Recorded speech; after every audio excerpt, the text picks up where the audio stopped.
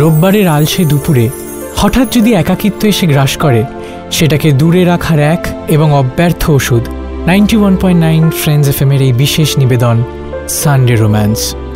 আজকের গল্প সাহিল চ্যাটার্জির লেখা ছেলেবেলার প্রেম।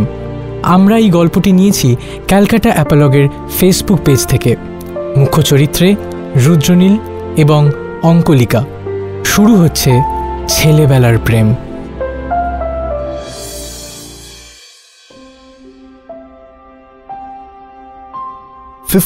March 2017। আজ বড্ড মন খারাপ। নানা রকম ভাবনা চিন্তার মাঝে কিছু পুরনো স্মৃতির আনাগোনা মানুষকে ভেতর থেকে আরো কিছুটা ভেঙে দেয়। কাল রাতে ঘুম হয়নি, জেগে থেকে কিছুক্ষণ ওই মায়ের ভাষায় যেটাকে বলা হয় গিটার নিয়ে নাড়াচাড়া আর লেখার বৃথা চেষ্টা, সেটাই করেছি। ঠিক জানি না কতক্ষণ এইসব করেছি। কাকের ডাক কানে আসতে বুঝলাম ভোর হয়ে গেছে। বেরিয়ে পড়ি রাস্তায়।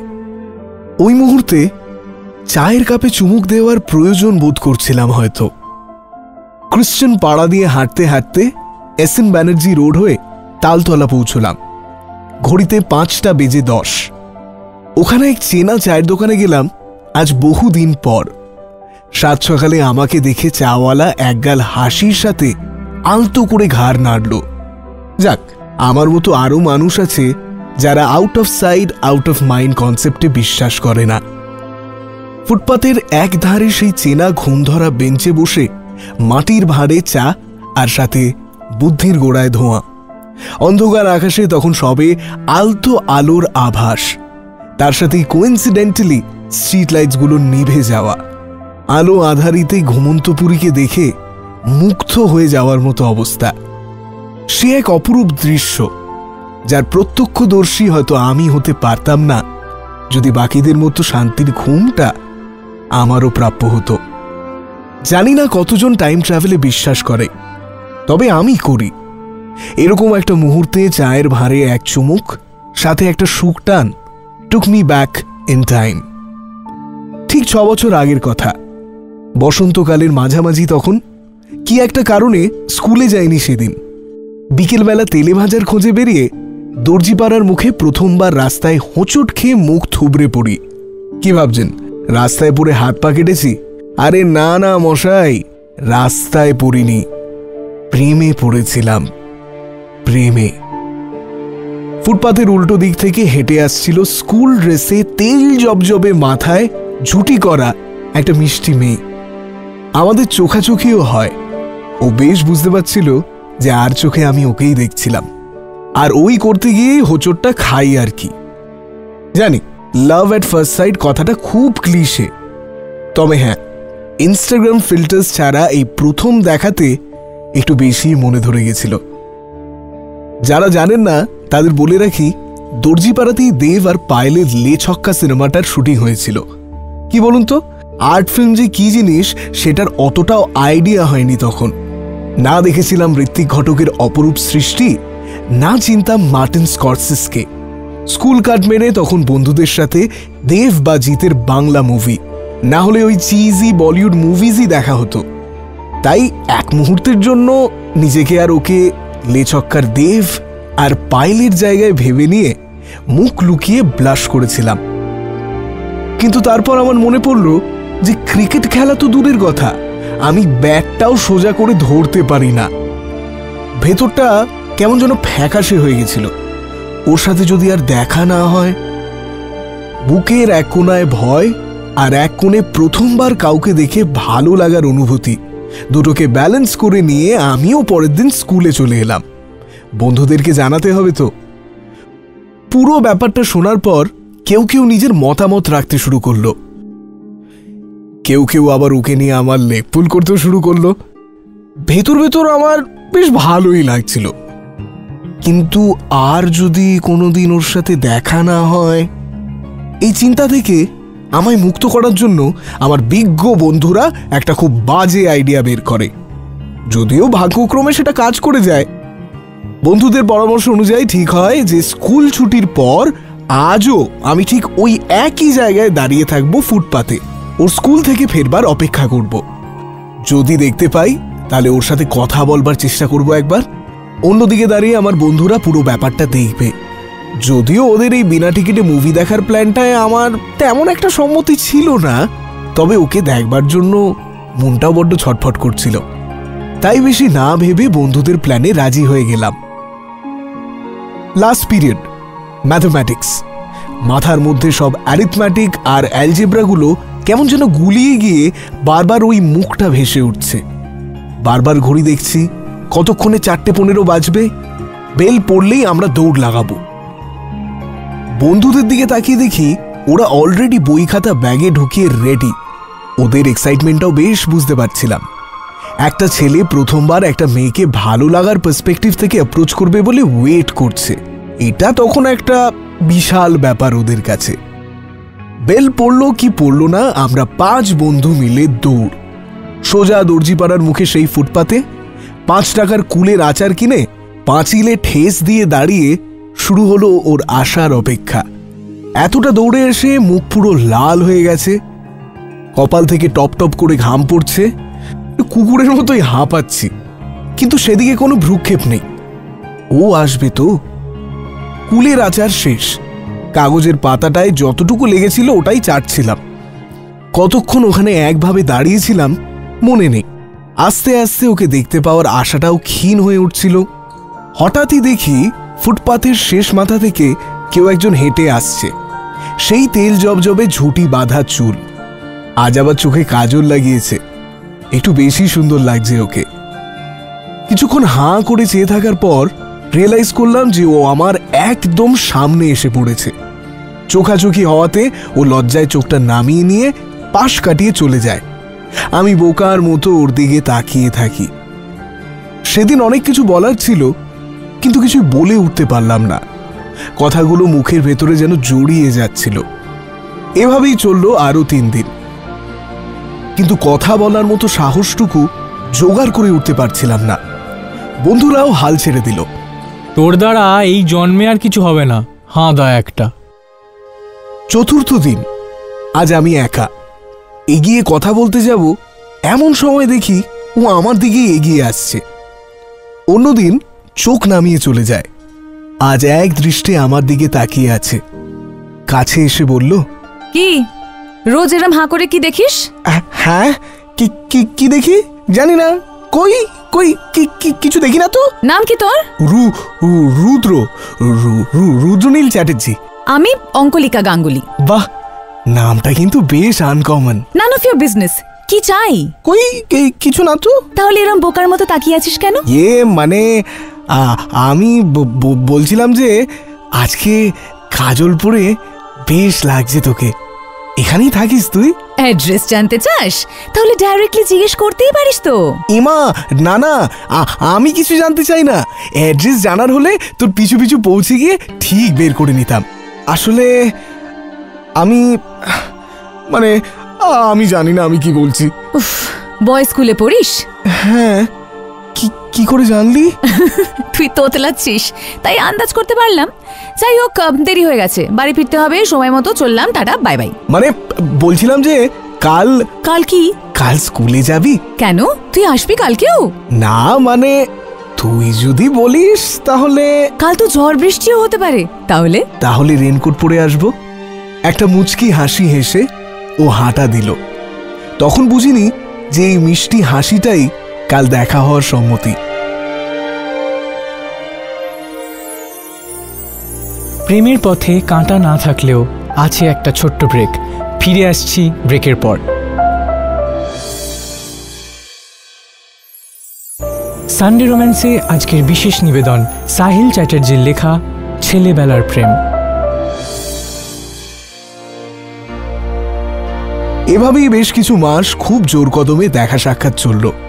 আস্তে আস্তে আমার কথার আড়ষ্টতাও কেটে গেল ওর সামনে। প্রথমে বন্ধু, তারপর খুব ভালো বন্ধু, তারপর তার চেয়েও বেশি। সবকিছুই ঠিকঠাক চলছিল। স্কুল ছুটির পর লুকিয়ে দেখা করা, টিউশন কেটে লেকের ধারে বসে গল্প করা।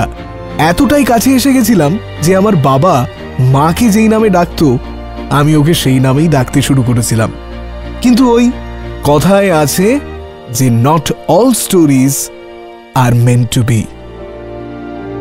একদিন এরমই দেখা করে বাড়ি ফেরার পর ব্যাগ খুলতেই একটা চিঠি বেরোলো। দরজা বন্ধ করে ওটা পড়ার পর যে কতক্ষণ এক নাগারে কেঁদেছিলাম মনে নেই। চিঠিতে লেখা ছিল, ডিয়ার রুদ্র, জানি আজকেই দেখা করার পর ব্যাগ থেকে হঠাৎ এরম চিঠি পেয়ে অবাক হবি। আসলে আগের দিন অনেক চেষ্টা করেছি তোকে বলার, কিন্তু তোর মুখের হাসিটা তখন কেড়ে নিতে চাইনি, পারিও নি। তাই তোর চোখ এড়িয়ে এই চিঠিটা আজ তোর ব্যাগে রেখে দিলাম। আমি জানি আমি যেগুলো বলতে চলেছি সেগুলো মেনে নিতে তোর বেশ কষ্টই হবে, তবে বাস্তবটাকে এড়িয়ে চলার মতো সাধ্য আমাদের কারোর মধ্যেই নেই রে। আমার বাবার ট্রান্সফার হয়ে গেছে জামশেদপুরে। সামনের সপ্তাহে কলকাতা ছেড়ে চলে যেতে হবে। আমি ব্যাপারটা মানতে পারিনি তখন, অনেকটা সময় লেগেছে নিজেকে বোঝাতে, জানি তোরও লাগবে। কিন্তু দিনের শেষে বুঝবি যে আমি অসহায়। কিছু জিনিস আমার হাতে নেই, কিন্তু যেটা আছে সেটা আমায় করতে হবে আজ। যেটা করতে চলেছি সেটা তোর ভালোর জন্যই করতে চলেছি। আমি চাই না আমাদের এই সম্পর্কটাকে আরও মজবুত করতে। সম্পর্কটা যত বেশি মজবুত হবে আমরা তত বেশি ভেঙে পড়ব। আমি জানি আমাদের হয়তো আর কোনো দিনও দেখা হবে না রে। প্রেম তো দূর, আমি তোর কাঁপা কাঁপা গলাটুকুও শুনতে পাবো না। সব শুরুরই একটা শেষ থাকে, হয়তো এটাই আমাদের সম্পর্কের শেষ। তবে তোর কাছে একটা অনুরোধ আছে আমার, জানিস, যাওয়ার আগে শেষবারের মতো একবার দেখতে চাই তোকে, তোর বুকে মাথা রেখে কাঁদতে চাই, তোকে শেষবারের মতো আঁকড়ে ধরতে চাই। আসবি শনিবার বিকেলবেলা স্কুল ছুটির পর সেই একই জায়গায়? এবার আমি তোর অপেক্ষায় থাকব প্রথম দিনের মতো। আসবি তো? ইতি, তোর নীলু।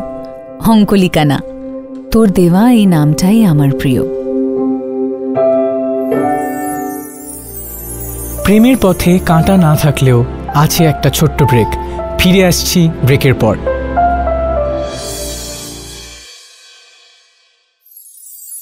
সানডে রোম্যান্সে আজকের বিশেষ নিবেদন সাহিল চ্যাটার্জির লেখা ছেলেবেলার প্রেম।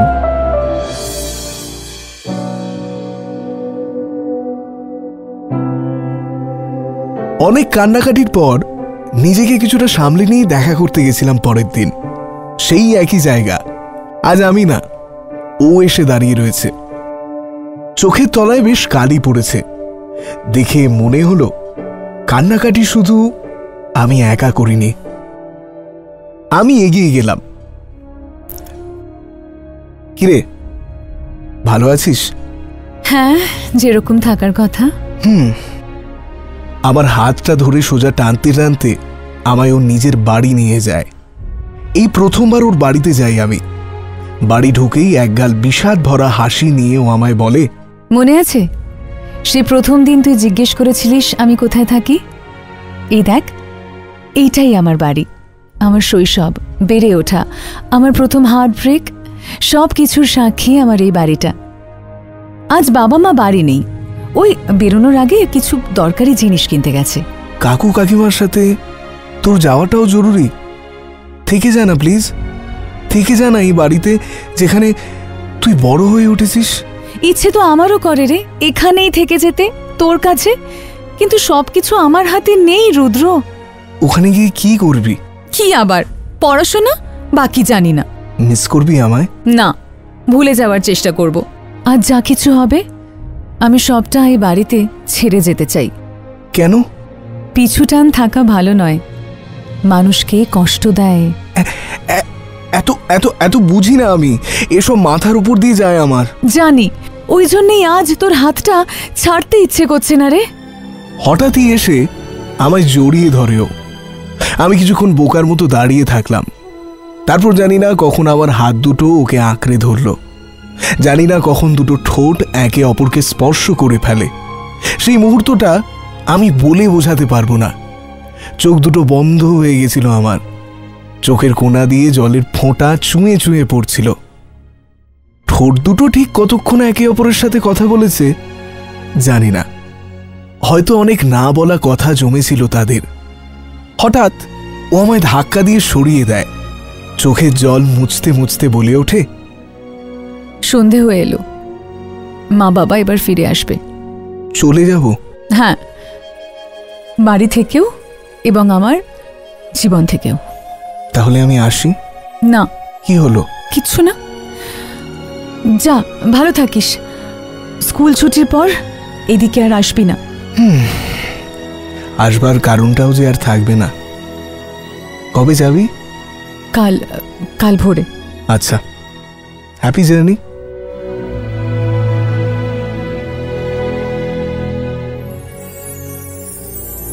প্রেমের পথে কাঁটা না থাকলেও আছে একটা ছোট্ট ব্রেক। ফিরে আসছি ব্রেকের পর।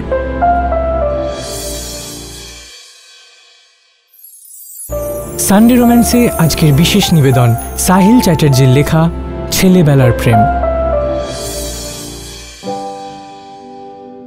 আর একটাও কথা না বাড়িয়ে আমি মাথা নিচু করে দৌড়ে বাড়ি থেকে বেরিয়ে আসি। সেদিন বাড়ি ফিরে আর কিছু খেতে পারিনি। সোমবার আর স্কুলেও যেতে পারিনি। যেই ঠোঁট সেদিন স্পর্শ করেছিল ওর ঠোঁটকে, সেই ঠোঁটে প্রথমবার স্পর্শ করল নিকোটিন। দর্জিপাড়ার রাস্তাটা এখান থেকে 10 মিনিট দূরে। ওর বাড়ির রাস্তাটা দিয়ে ফিরতে ইচ্ছে করছিল, কিন্তু সাহস করে উঠতে পারছিলাম না। শেষমেশ চায়ের টাকা চুকিয়ে হাঁটা দিলাম সেই পাড়ার দিকে, যেটা বিগত 6 বছর ধরে আগলে রেখেছে আমার স্মৃতিগুলো। গলি থেকে ঢুকেই কয়েকটা বাড়ি পর ওর বাড়িটা। আজ জরাজীর্ণ বাড়িটার মেন গেটে তালা ঝুলছে। চুনসুরকির দেয়াল থেকে ইটগুলো কেমন দাঁত বার করে এক মলিন হাসি হাসছে, হয়তো আমাকে দেখেই।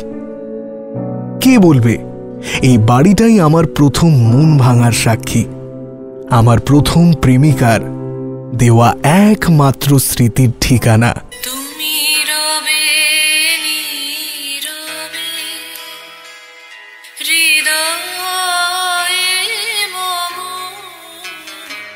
না, ফোনের রিংটোনটা এবার আমাকে চেঞ্জ করতেই হবে।